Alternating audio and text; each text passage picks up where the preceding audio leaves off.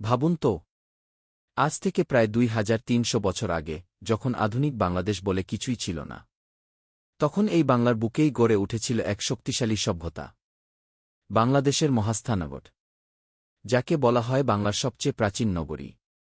ইতিহাসবিদদের মতে এটি ছিল পুন্ড্রনগর, প্রাচীন পুন্ড্রবর্ধন রাজ্যের রাজধানী। কিন্তু প্রশ্ন হল, কে বানিয়েছিল এই বিশাল নগরী?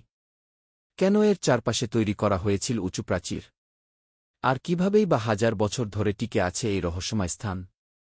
ধারণা করা হয় মৌর্য সাম্রাজ্য ও পরে গুপ্ত সাম্রাজ্যের শাসনামলে এখানে ছিল প্রশাসন, ব্যবসা-বাণিজ্য আর ধর্মীয় কেন্দ্র।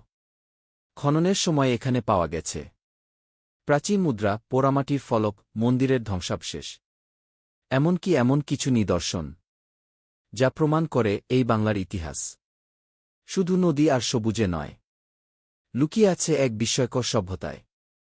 সবচেয়ে ভয়ঙ্কর রহস্য হল, অনেকেই বিশ্বাস করেন রাতের অন্ধকারে মহাস্থানগড়ের ধ্বংসাবশেষে শোনা যায় অদ্ভুত শব্দ, যেন ইতিহাস নিজেই কথা বলতে চায়।